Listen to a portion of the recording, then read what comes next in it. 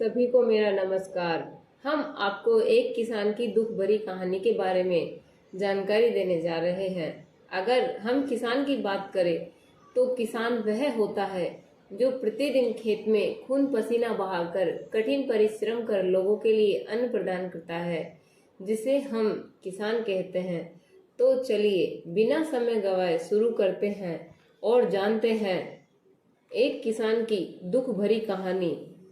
तो वीडियो को अंत तक जरूर देखें।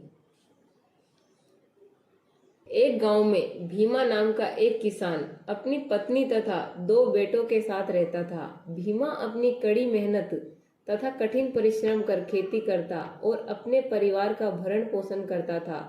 भीमा किसान के 2 बेटे थे जिनका नाम धीरज तथा नीरज था, लेकिन वे दोनों अपने पिता के कृषि कार्यों में किसी भी प्रकार का योगदान नहीं देते थे।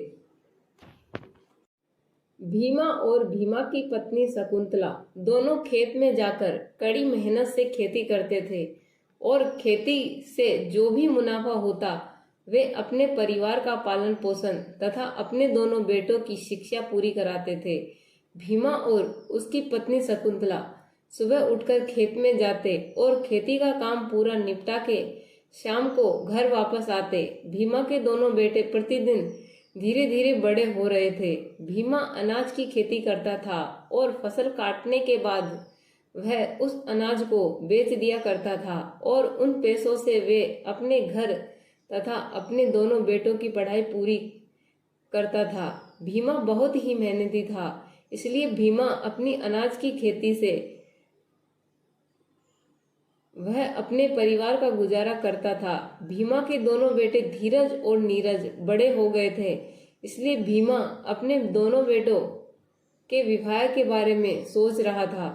भीमा अपने दोनों बेटे धीरज और नीरज की शादी के लिए लड़की की तलाश शुरू करता है।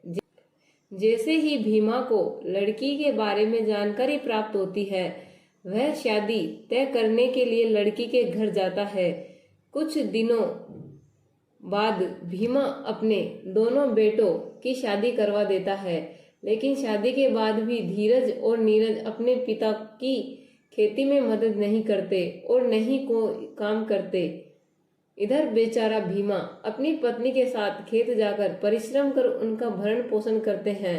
एक दिन भीमा की पत्नी शकुंतला की तबीयत अचानक खराब हो जाती है। उस समय भीमा बहुत घबरा जाता है और भीमा तुरंत अपनी पत्नी को खेत से उठाकर घर ले आता है, लेकिन उस वक्त उसके दोनों बेटे तथा बहुएं घर पर नहीं होती है। यह देखकर भीमा अपनी पत्नी को घर पर अकेला छोड़कर तुरंत डॉक्टर को बुलाने के लिए निकलता है, लेकिन जब भीमा डॉक्टर को लेकर घर लौटता है तब तक काफी देर हो जाती है और भीमा की पत्नी शकुंतला की मौत हो जाती है। यह देखकर भीमा को एक बड़ा झटका लगता है और वह दुखी होकर अपने पत्नी शकुंतला की मौत पर बहुत रोने लगता है। भीमा अपनी पत्नी शकुंतला की मृत्यु के बाद भीमा को अकेलापन महसूस होने लगता है, लेकिन उसके दोनों बेटों को अपनी मां की मृत्यु का कोई दुख नहीं होता है। अगले दिन भीमा दुखी होते हुए भी खेती करने के लिए खेत में जाता है।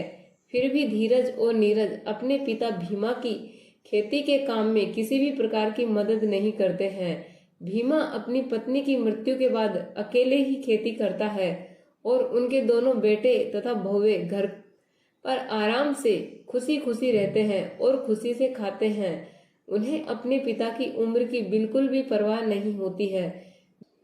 धीरज और नीरज अपने पिता की उम्र का जरा भी लिहाज न करते हुए आराम के साथ घर पर रहते थे, जिसके कारण भीमा अपने दोनों बेटों से काफी परेशान रहता था और यह सोचता रहता था कि दोनों बेटे घर पर आराम के साथ बैठे रहते हैं, लेकिन खेती के काम में जरा भी सहायता नहीं करते। इस वजह से भीमा बहुत दुखी था। एक दिन भीमा सुबह अपने खेत जाकर खेती का काम करने की तैयारी कर रहा होता है।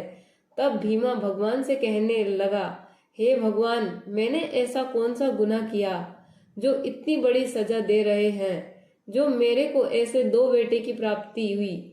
ऐसा कहकर भीमा भगवान को कोसते रहता है और अचानक भीमा के सीने में दर्द होने लगता है और भीमा को अधिक सदमे की वजह से अटैक आ जाता है, जिसकी वजह से भीमा की दर्दनाक मौत हो जाती है। भीमा की मृत्यु के बाद गांव वाले भीमा के बेटों को कई भला बुरा कहने लगे और भीमा के दोनों बेटों को कोसते हुए भीमा के दोनों बेटों ने भीमा की हत्या कर दी, ऐसे सभी ग्रामीण के लोग बोलते रहे, जिससे धीरज और नीरज को काफी शर्मिंदगी महसूस होने लगी और गांव का मुखिया धीरज और नीरज से कहने लगा कि क्या तुमने अपने पिता भीमा की देखभाल की होती और खेती के काम में साथ दिया होता तो आज तुम्हारे पिता भीमा तुम्हारे साथ होते। दोस्तों, मैं आपको बताना चाहूंगी कि बचपन से माता पिता जो हमारे लिए कठिन परिश्रम करते हैं और हमारी खुशी के लिए कड़ी मेहनत मजदूरी कर हमें पढ़ाते हैं और हमें सक्षम बनाते हैं, हम उन्हें ऐसे कैसे छोड़ सकते हैं। माता पिता हमें इतना प्यार करते हैं और हमारे लिए मुसीबतों का सामना करते हैं और हमें उस काबिल बनाते हैं। हम ऐसे माता पिता को पल भर में ही छोड़ देते हैं। ऐसा न करते हुए हमें माता पिता को भगवान की तरह पूजना चाहिए और उनका आदर सम्मान करना चाहिए। जो माता पिता हमारी उंगली पकड़ के हमें चलना सिखाते हैं, ऐसे माता पिता को जिंदगी में कभी नहीं छोड़ना चाहिए। यह कहानी थी एक गांव के भीमा किसान की, जिसने अपने परिवार तथा अपने दोनों बेटों के बारे में सोचकर अपनी जिंदगी मेहनत मजदूरी तथा कठिन परिश्रम से खेती करके अपनी जिंदगी अपने बेटों के प्रति अपना जीवन खेत में ही समर्पित कर दिया। ऐसे किसान भीमा को मैं सलाम करती हूँ। मुझे उम्मीद है कि आपको यह कहानी पसंद आई होगी, क्योंकि यह कहानी एक किसान की दुखद भरी कहानी है। अगर आपको यह कहानी अच्छी लगी हो तो वीडियो को लाइक करें और चैनल को सब्सक्राइब जरूर करें और कमेंट बॉक्स में जय जवान जय किसान जरूर लिखें। वीडियो को अंत तक देखने के लिए धन्यवाद।